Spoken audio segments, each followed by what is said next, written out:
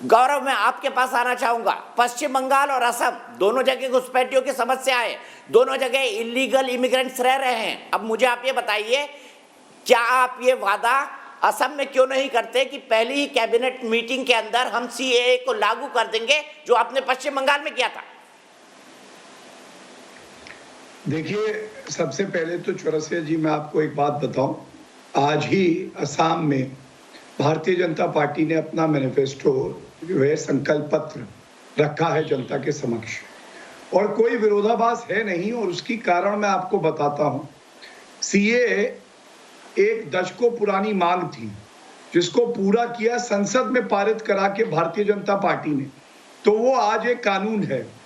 इसके तहत रूल्स आने थे, और रूल्स आने में जो देरी हुई वो कोविड की वजह से हुई।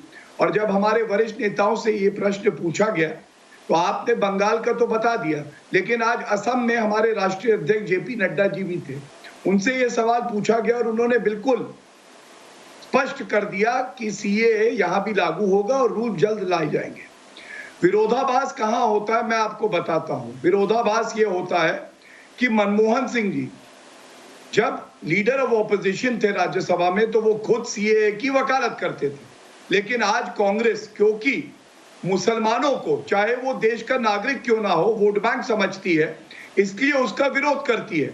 और आप एक सवाल केवल कांग्रेस की प्रवक्ता से जरूर पूछिएगा, असम के इनकी जो 5 गारंटी है, उसमें एक गारंटी इन्होंने दी है कि सीएए का कानून हम वापस ले लेंगे।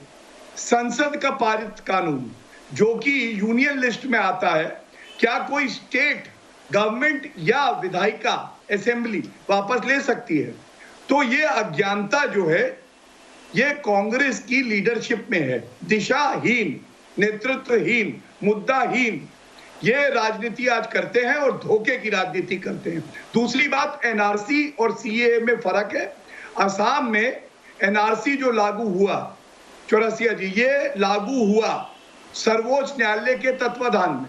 सर्वोच्च न्यायालय मॉनिटर कर रहा है, और हमारा मैनिफेस्टो भी ये कहता है, क्योंकि यहाँ के जो नागरिक हैं उनकी कुछ चिंताएं हैं, उसको ध्यान में रखते हुए सर्वोच्च न्यायालय फैसला कर सकता है कि गाइडलाइंस को और बेहतर कैसे बनाया जाए।